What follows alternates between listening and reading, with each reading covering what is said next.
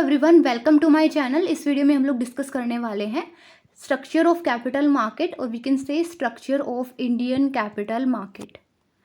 इससे पहले वाली वीडियो में हमने डिस्कस करा था कैपिटल मार्केट का meaning, features, functions, types, role and significance.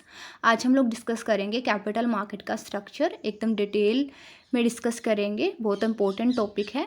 सबसे पहले थोड़ा सा ओवरव्यू लेते हैं कि कैपिटल मार्केट स्ट्रक्चर होता क्या है। देखिए, कैपिटल मार्केट क्या होता है? जहाँ पे लॉन्ग टर्म फाइनेंशियल इंस्ट्रूमेंट्स की बाइंग एंड सेलिंग होती है। मतलब कि वो फाइनेंशियल इंस्ट्रूमेंट्स जिनकी मैच्योरिटी का पीरियड 1 साल से लंबा हो, उन फाइनेंशियल इंस्ट्रूमेंट्स की बाइंग एंड सेलिंग। यहाँ से बिजनेस, गवर्नमेंट, ये सब अपनी लॉन्ग टर्म फाइनेंशियल रिक्वायरमेंट्स को कंप्लीट करते हैं। कैसे कंप्लीट करते हैं? इन्वेस्टर्स को long term financial instruments issue करते हैं और उनसे फंड्स अरेंज करते हैं। तो कैपिटल मार्केट के स्ट्रक्चर से हमारा मतलब क्या है कि वो ऑर्गेनाइज्ड फ्रेमवर्क जिसमें कि लॉन्ग टर्म फाइनेंशियल इंस्ट्रूमेंट्स की बाइंग एंड सेलिंग होती है। जब भी हम किसी चीज़ के स्ट्रक्चर की बात करते हैं तो हम क्या करते हैं कि उस चीज़ के क्या क्या कंपोनेंट्स हैं और वो कंपोनेंट्स क्या काम करते हैं। तो कैपिटल मार्केट के स्ट्रक्चर से भी हमारा यही मतलब है। इसमें भी हमें यही शो करना है कि कैपिटल मार्केट के क्या क्या कंपोनेंट्स हैं और वो क्या काम करते हैं। कैपिटल मार्केट के मेनली 2 कंपोनेंट्स हैं, या फिर हम कह सकते हैं कि जो भी कंपोनेंट्स हैं उन्हें हम 2 कैटेगरीज में डिवाइड करते हैं। Security market and financial institutions. Security market में गवर्नमेंट सिक्योरिटीज़ या फिर government security market and corporate securities. Government securities, government loans, treasury bills, public sector undertaking bonds, state finance corporation bonds and other. Corporate securities में primary market and secondary market. Financial institutions, development financial banks या फिर development banks and financial intermediaries. Development banks IFCI, IDBI, industrial development bank of India, ICICI, unit trust of India, life insurance corporation, small industrial development bank of India, state finance corporation and others. Financial intermediaries जैसे कि merchant bankers, underwriters, leasing companies, insurance companies, primary dealers, brokers etcetera. सबसे पहले discuss करेंगे government या फिर gilt edged securities को। Government securities को हम गिल्ट एज्ड सिक्योरिटीज़ भी बोलते हैं। गवर्नमेंट सिक्योरिटीज़ नाम से समझ में आ रहा है वो सिक्योरिटीज़ जिन्हें गवर्नमेंट इशू करती है। ये डेट इंस्ट्रूमेंट्स होते हैं जिन्हें स्टेट या फिर सेंट्रल गवर्नमेंट इशू करती है सो दैट वो पब्लिक एक्सपेंडिचर के लिए फंड्स अरेंज कर सके। देखिए, government securities are debt instruments. ये पॉइंट हमें ध्यान रखना है। डेट इंस्ट्रूमेंट्स, गवर्नमेंट सिक्योरिटीज़ हमेशा डेट इंस्ट्रूमेंट्स होते हैं। मतलब कि गवर्नमेंट हमेशा हमसे लोन की फॉर्म में पैसे लेती है, लोन की फॉर्म में पैसे अरेंज करती है गवर्नमेंट हमेशा।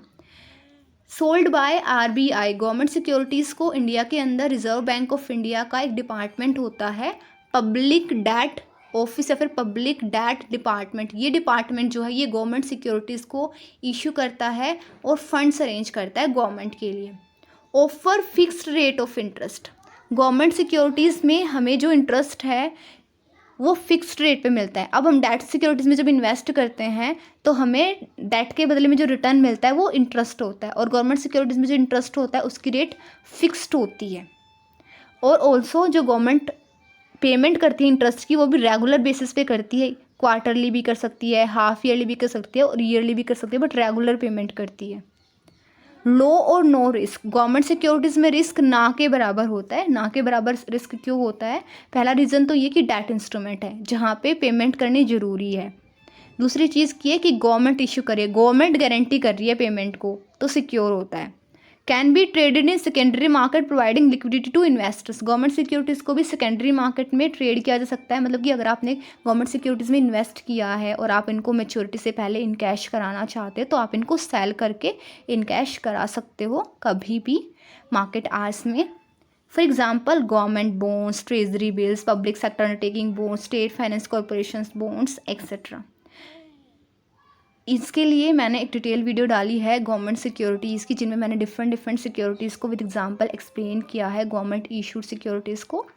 डिस्क्रिप्शन में इस वीडियो का लिंक मैं डाल दूंगी। यहाँ पे इन्हें एक्सप्लेन करने की कोई रिक्वायरमेंट नहीं है, बिकॉज यहाँ पे हमें जस्ट एक ओवरव्यू देना है। Coming to the corporate securities. Corporate securities refers to the financial instruments issued by companies or corporations to raise capital from investors. Government securities वो सिक्योरिटीज जिन्हें गवर्नमेंट इशू करती है, कॉर्पोरेट सिक्योरिटीज़ वो securities जिन्हें companies issue करते हैं, मतलब कि कॉर्पोरेट सेक्टर इशू करता है. गवर्नमेंट पब्लिक एक्सपेंडिचर के लिए फंड्स रेज करते हैं और कंपनीज किस लिए फंड्स रेज करती हैं, अपने बिजनेस को एक्सपैंड करने के लिए, इन्वेस्टमेंट्स करने के लिए फंड्स रेज करती हैं. कॉर्पोरेट सिक्योरिटीज़ दो टाइप की होती हैं, equity securities and debt securities. मतलब कि गवर्नमेंट सिक्योरिटीज़ में ओनली हम डेट सिक्योरिटीज़ को इशू करते हैं, लेकिन कॉर्पोरेट सिक्योरिटीज़ में हम डेट और इक्विटी दोनों टाइप की सिक्योरिटीज़ को इशू कर सकते हैं. इक्विटी सिक्योरिटीज़ वो सिक्योरिटीज़ होती है जो हमें ओनरशिप को रिप्रेजेंट करती है. मतलब कि अगर हम किसी कंपनी की इक्विटी सिक्योरिटीज़ मतलब कि शेयर्स को बाय करते हैं तो हम उस कंपनी के ओनर बन जाते हैं. और डेट सिक्योरिटीज़ लोन को रिप्रेजेंट करती हैं. मतलब कि अगर हम किसी कंपनी की डेट सिक्योरिटीज़ मतलब कि डिबेंचर्स वगैरह को बाय करते हैं तो हम उस कंपनी के क्रेडिटर बन जाते हैं, हम उस कंपनी को लोन दे रहे हैं. Offer fixed return on debt securities and fluctuating return on equity securities. जो डेट सिक्योरिटीज़ होती हैं उनके ऊपर तो रिटर्न हमारा फिक्स होता है, हमें फिक्स इंटरेस्ट की पेमेंट होती है. बट जो इक्विटी सिक्योरिटीज़ होती है जिनके थ्रू हम ओनर बनते हैं तो वहाँ पे जो रिटर्न होता है वो फ्लक्चुएटिंग होता है. अगर कंपनी को प्रॉफिट हो रहा है तो हमें डिविडेंड दे देगी, अगर नहीं हो रहा है तो नहीं देगी. High in risk. Corporate securities में रिस्क ज़्यादा होता है, यहाँ पे पेमेंट की कोई गारंटी नहीं है.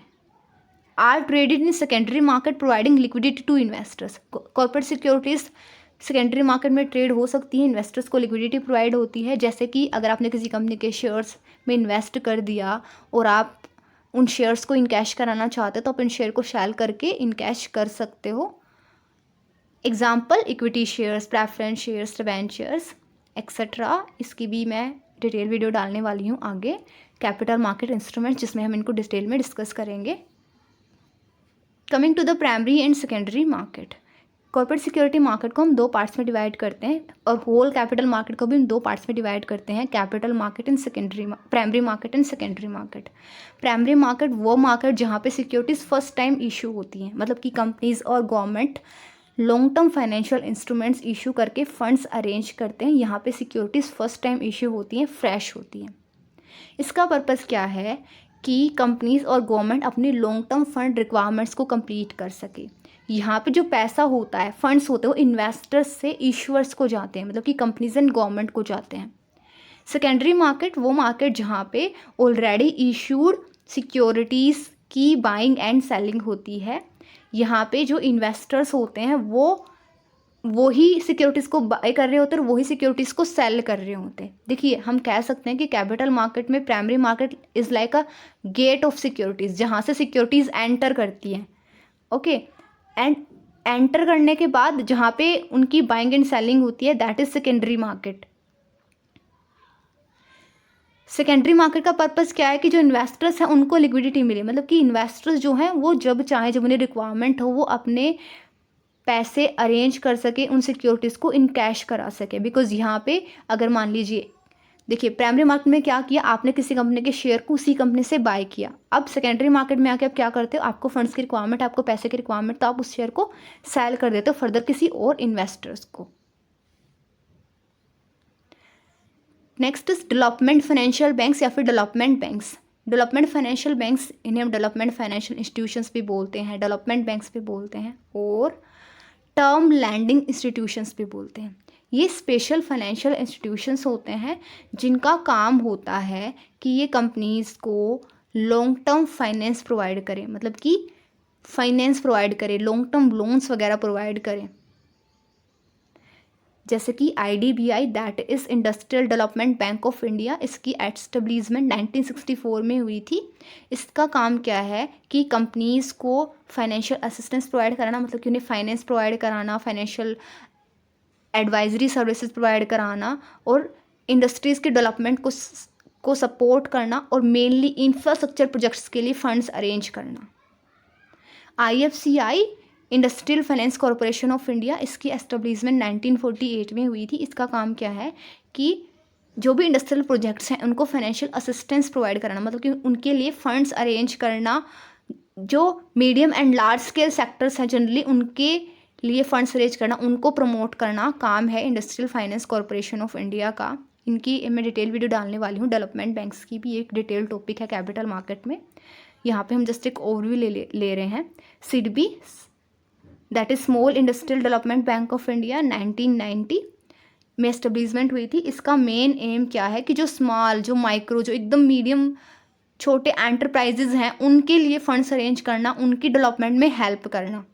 ICICI इसकी एस्टेब्लिशमेंट 1955 में हुई थी। इसकी फुल फॉर्म क्या है? Industrial credit and investment corporation of India. इसका काम भी यही है कि जो भी डिफरेंट सेक्टर्स हैं उनके लिए फंड्स अरेंज करना और भी corporate banking, investment banking and asset management की सर्विस प्रोवाइड कराता है ये। LIC life insurance corporation of India establishment हुई थी 1956 में। इसका काम क्या है? लाइफ इंश्योरेंस प्रोवाइड कराना और जो भी इंडिविजुअल्स हैं, जो भी ग्रुप्स हैं, उनकी सेविंग्स को, उनसे फंड्स अरेंज करके उन्हें मोबाइलाइज करना और नेशनल सेविंग्स में कंट्रीब्यूट करना, मतलब कि लोगों की सेविंग हैबिट को इंक्रीज करना kind of. Coming to the financial intermediaries. Financial intermediaries क्या होते हैं? वो इंस्टीट्यूशंस, वो एंटिटीज़ जो सेवर्स एंड बोरोवर्स के बीच में काम करते हैं। मतलब कि सेवर्स वो जिनके पास सरप्लस फंड्स हैं जो उन्हें इन्वेस्ट करना चाहते हैं, बोरोवर्स वो जो जिन्हें उन फंड्स की रिक्वायरमेंट, तो उनके बीच में लिंक का काम करते हैं। फाइनेंशियल इंटरमीडिएरीज, अगर मैं जनरल लैंग्वेज में बोलूँ तो फाइनेंशियल इंटरमीडिएरीज हेल्पर होती हैं जो कि लॉन्ग टर्म फाइनेंशियल इंस्ट्रूमेंट्स की बाइंग एंड सेलिंग में हेल्प करती हैं कैपिटल मार्केट में। ये इशूअर्स, मतलब कि जो इशू कर रहे हैं फंड्स को, जो फंड्स को बोरो कर रहे हैं, गवर्नमेंट कंपनीज, इनको भी हेल्प करती हैं। एंड ऑल्सो जो इन्वेस्टर्स जो उन सिक्योरिटीज़ को बाय कर रहे हैं, फंड्स दे रहे हैं कंपनीज एंड गवर्नमेंट को, उनको भी हेल्प करती हैं। तो दोनों के लेवल पे काम करती हैं ये। For example merchant bankers, mutual funds, underwriters, pension funds, primary dealers etcetera. Merchant bankers क्या होते हैं? ये इश्यूअर्स की साइड से काम करते हैं, मतलब कि जो फंड्स को इशू करा उनकी साइड से काम करते हैं। डिफरेंट सर्विसेज प्रोवाइड कराते हैं। अंडर राइटिंग की सर्विस भी प्रोवाइड करा देते हैं, फाइनेंशियल एडवाइजरी सर्विस भी प्रोवाइड करा देते हैं। म्यूचुअल फंड्स के थ्रू जो हम जैसे लोगों के फंड्स हैं जिन्हें नॉलेज नहीं है कैपिटल मार्केट की, सिक्योरिटीज़ में इन्वेस्ट करने की, उनसे फंड्स अरेंज करे जाते हैं। उन फंड्स को इकट्ठा करके उन्हें डिफरेंट सिक्योरिटीज़ में इन्वेस्ट करके हमें रिटर्न दिया जाता है। अंडरराइटर्स क्या करते हैं? देखिए, कंपनीज़ को 90% सब्सक्रिप्शन रिक्वायरमेंट होता है, मतलब कि अगर सिक्योरिटीज़ इशू करे तो उनमें से 90% जो सिक्योरिटीज़ हैं वो बाय हो जानी चाहिए। अब ऐसा पॉसिबल है किसी कंपनी के लिए और किसी कंपनी के लिए नहीं, है ना। तो ये एक रिक्वायरमेंट होती है कंपनीज़ को कि नहीं, उन्हें अंडरराइटर बुक करना पड़ेगा। एक अंडरराइटर उन्हें अपॉइंट करना पड़ेगा जो ये इंश्योर करेगा कि कंपनी की सारी सिक्योरिटीज़ बाय हो जाएँ। अगर सारी सिक्योरिटीज़ बाय नहीं होती और कुछ बच जाती हैं तो अंडरराइटर उन्हें बाय कर लेगा, जिससे कि ये पक्का हो जाए, ये श्योर हो जाए कि कंपनी की सिक्योरिटीज़ इशू होंगी ही होंगी।